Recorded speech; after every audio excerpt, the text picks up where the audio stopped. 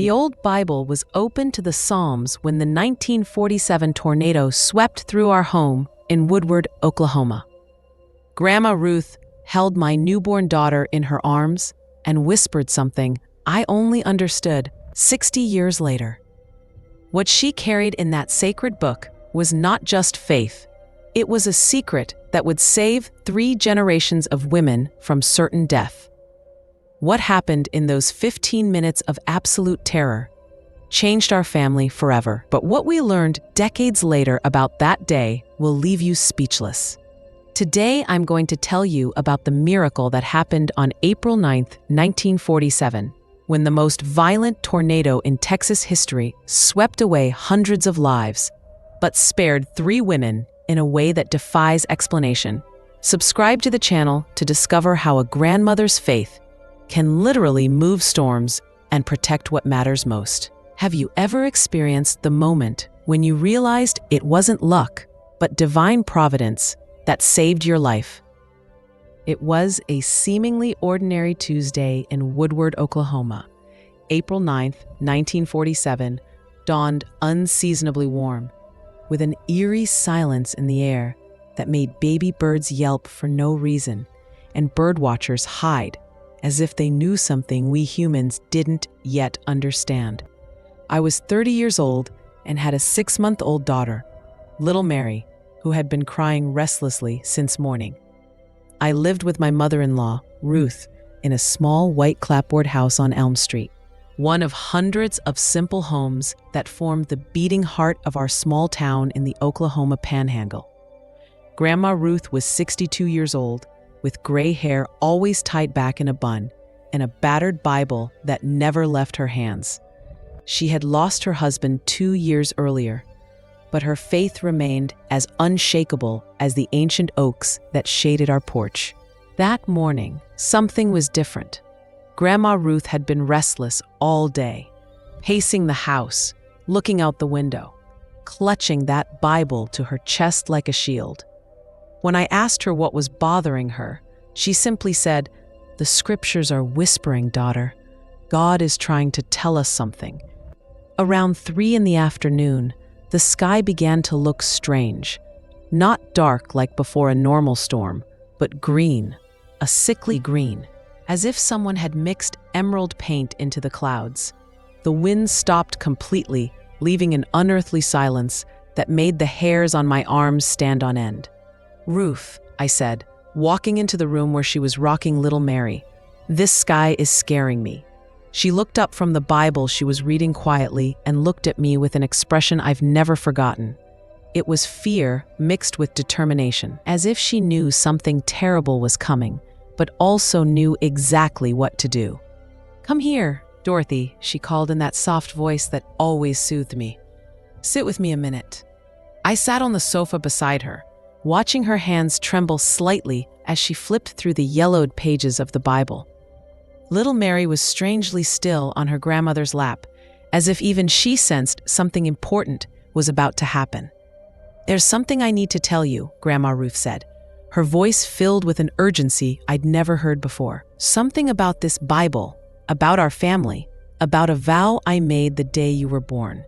Before she could continue, a sound began to grow on the horizon.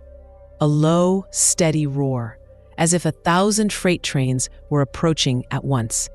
The ground began to shake slightly, and I saw the terror in Grandma Ruth's eyes.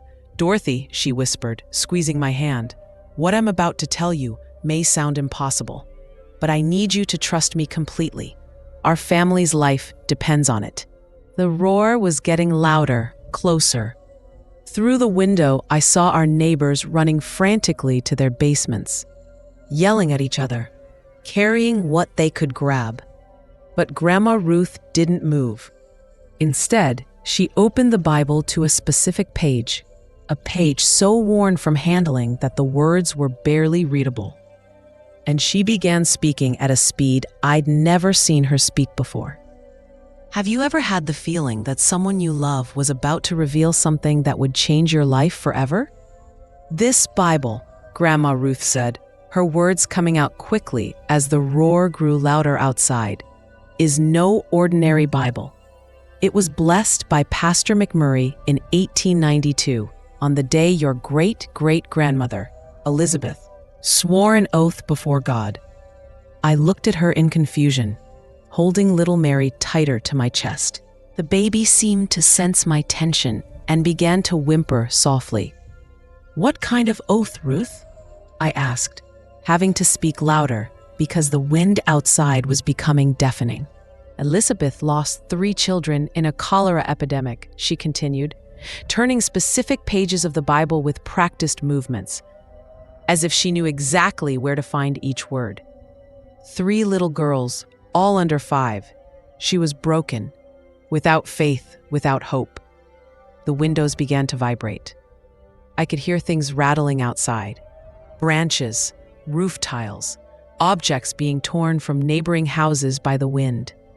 But Grandma Ruth kept talking, as if we had all the time in the world. "It was then that she had a vision," Grandma said, pointing to a specific page where handwritten notes were written in the margins.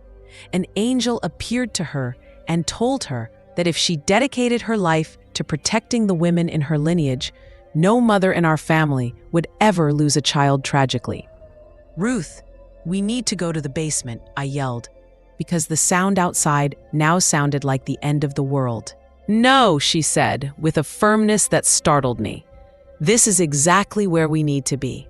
Right in this room, with this Bible, doing what Elizabeth taught us to do." She opened the Bible to a specific page, Psalm 91. But it wasn't the printed text she wanted to show me. It was the dozens of handwritten notes surrounding the text. Dates, names, prayers written in different scripts. "Every woman in our family," she quickly explained, "writes her children's names on this page the day they are born, and says a specific prayer, asking God to protect them from premature death." My eyes widened when I saw my own name written in the margin of the page, in a handwriting I recognized as my mother's, and just below, in a more recent script, the name Mary Elizabeth, my daughter. "Did you write Mary's name there?" I asked incredulously. "The day she was born," Grandma confirmed, "while you slept in the hospital. It's our tradition, Dorothy. Our responsibility. Our protection." The roar outside was now deafening. Through the shaking windows, I could see a wall of black approaching. Not rain, not clouds. It was the tornado. And it was bigger than anything I had ever imagined. "Ruth, we're going to die," I screamed, trying to get up. "No," she said, gripping my hand with surprising strength. "Sit down, Dorothy. Hold your daughter. And repeat after me the words our family has spoken for 3 generations. Have you ever had to completely trust someone when all your instincts screamed to do otherwise?" The tornado was practically over our house when Grandma Ruth began reciting words I had never heard before, but that felt familiar, as if they were engraved in my DNA. "Lord God Almighty," she began, her voice steady despite the chaos outside, "in the name of Elizabeth Sarah Morrison, who took the sacred oath in 1892, I invoke your protection upon the women of this lineage." The walls of the house began to shake violently. I heard the sound of glass breaking in other rooms. The roof was making terrible noises, as if it were about to be ripped off. But Grandma Ruth kept going. "Cover Dorothy Elizabeth with your wings," she continued, placing a hand on my head. "Protect Mary Elizabeth from the destructive winds. Keep our line safe, as promised to our ancestors' afflicted heart." I closed my eyes tightly, holding my daughter and trying to repeat the words Grandma Ruth was saying. But then something impossible happened.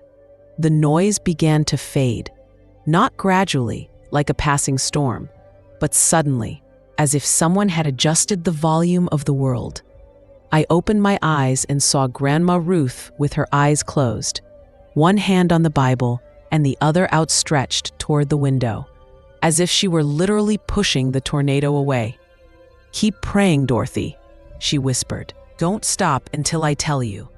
For another 15 minutes, we stayed there. Grandma Ruth recited prayers she knew by heart, some in English, others in a language I didn't recognize. I repeated the words as best I could, holding my daughter, who remained mysteriously calm the entire time. And then, as suddenly as it had begun, everything stopped. The silence was absolute. No wind, no rain, no noise. It was as if the whole world had held its breath. "We can leave now," Grandma Ruth said, calmly, closing the Bible. "It's over." "It passed?" I asked in disbelief. "How do you know?" "Because it always passes when we do what must be done," she replied, getting up and walking to the window. What I saw when I looked out the window left me speechless. Our house was intact. So was the front yard. Even the flowers in the flower bed were still there. But the neighbor's house to the right had completely disappeared. And the one to the left, too. It was as if an invisible line had protected our very property. "Ruth," I whispered, "that's impossible. For those who don't know the power of sacred oaths," she replied calmly. "But our family has known for over 50 years. We emerged from the house and found total destruction in every direction. Cars were upturned. Ancient trees were uprooted. Houses were reduced to piles of wood. But our small white house remained, an island of peace amidst the devastation." Have you ever witnessed something that completely challenged your understanding of what is possible? In the days after the tornado, as Woodward tried to rebuild and count its dead, Grandma Ruth finally told me the whole truth about our family. Sitting on the porch of our miraculously intact home, while little Mary slept peacefully in my lap, she opened the Bible and showed me things I had never noticed before. "Look here," she said, pointing to the title page. I read the names aloud: Elizabeth Sarah Morrison, 1892, Margaret Ruth Morrison, 1913, Sarah Dorothy Morrison, 1935, Ruth Elizabeth Morrison, 1947. "And now you," she said softly. "Dorothy Margaret Morrison, 1947. "But Ruth," I protested, "I didn't take any oath." "You did," she smiled.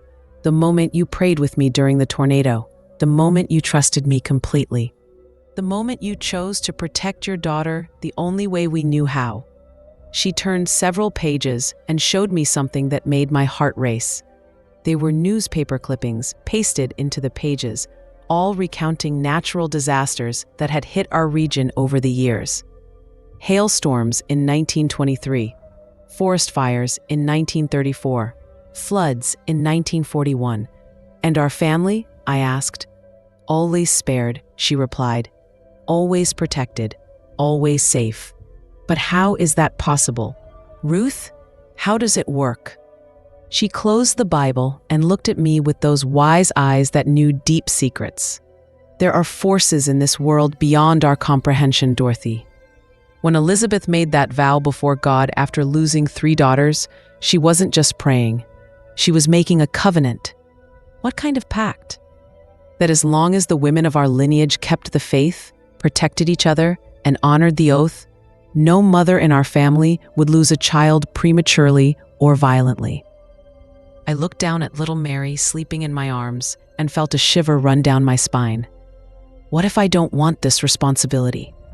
"Then the oath is broken," she said simply, "and the protection is gone. Mary will be vulnerable like any other child. Your choice, Dorothy." I spent days thinking about it. Did I really believe that an old Bible and murmured prayers could avert tornadoes? Had it just been an extraordinary coincidence? The answer came a week later, when the first full reports of the tornado were published in the newspaper. The Woodward tornado had been one of the most devastating in history. It had traveled 100 miles, destroyed 626 homes, and killed 184 people. But when I looked at the aerial photos of the destruction, I saw something that made me believe forever. Our house wasn't just intact. And then, holding my daughter in my arms, I repeated the words Grandma Ruth had taught me.